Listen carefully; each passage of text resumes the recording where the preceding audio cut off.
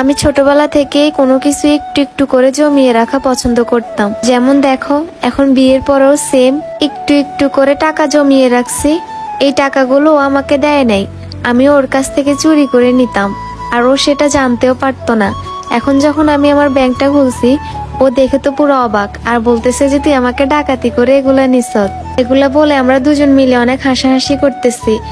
আর একটা মজার বিষয় হচ্ছে কি, ও যখন আমাকে বলতো ধর টাকাগুলা তুই রাখি দে, এগুলা আমি পরে তোর থেকে এসে নিব, আমি ঠিকই টাকাগুলা রাখতাম, কিন্তু ওখান থেকে কিছু টাকা আমি সরাই রাখতাম। আমি ওকে বলতাম না কখনো, কারণ আমি জানতাম কোনো না কোনো সময় এই টাকাগুলো প্রয়োজনে লাগবে।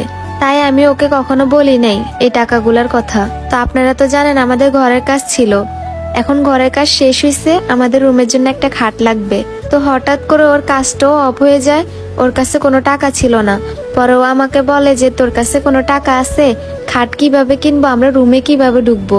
পরে আমি বলছি তুমি চিন্তা করিও না, আমার কাছে টাকা আছে, কিছু জমানো, দেখি ওখানে কত টাকা হয়। পরে আর কি এই ব্যাংকটা কাটি, এখন টাকাগুলা গুনতেছি দুজন মিলে। ও তো দেখি পুরো অবাক যে আমি এত টাকা কখন জমাইছি। সব থেকে মজার বিষয় হচ্ছে কি, আমরা যে খাটটা কিনবো ওই খাটের দাম 11,000 টাকা, আর আমার এখানে 11,001 টাকা আছে। কি মজার বিষয় না? আমরা তখন এটা নিয়ে অনেক হাসাহাসি করতেছিলাম।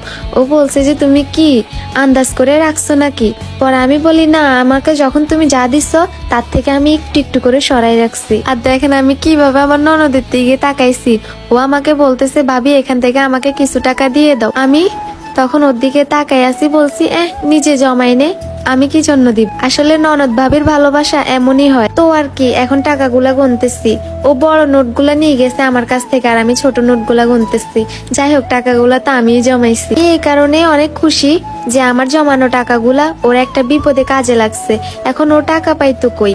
এই খাটটা কেনার জন্য আমি জমাইছি দেখে তো পাইছে। তা আমি মনে করি যে এরকম সকল মেয়েদেরই দরকার স্বামীর কাছ থেকে একটু একটু করে টাকা চুরি করে জমানো। আর আমি এই কাজটা এখন না, আমার যখন বিয়ে হয়েছিল, ওর বাসায় যখন আসছি তারপর থেকে আমার এই অভ্যাস। আমি ওর থেকে সবসময় টাকা চাই নিতাম না।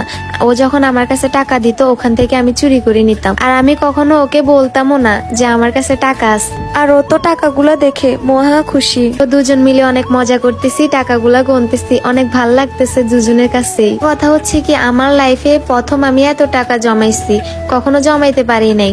10-20 টাকা হলে আমি সবসময় ব্যাংক কেটে ফেলতাম, বাইর করে ফেলতাম, কখন জানি টাকাগুলো আমার হাতে নিব, এরকম একটা চিন্তা করতাম। কিন্তু এখন আমি কিভাবে টাকাগুলা জমাইছি আমি নিজেও জানি না। আর এই ভিডিওটা আমার কিছুদিন আগে করার ভিডিও, তখন কাজের জন্য ভিডিওটা এডিট করতে পারিনি। তো আর কি, তার কিছুদিন পরে আমি অনেক অসুস্থ হয়ে পড়ি। এখন আল্লাহর রহমতে অনেক সুস্থ আছে, আপনাদের দোয়া ও ভালোবাসায়। তো আজ এই ভিডিওটা এই পর্যন্তই। সবাই আমার জন্য দোয়া করব, আমি যাতে অতি তাড়াতাড়ি সুস্থ হয়ে আপনাদের মাঝে ফিরে আসতে পারি। তো সবাই সুস্থ থাকবেন, আল্লাহ হাফেজ।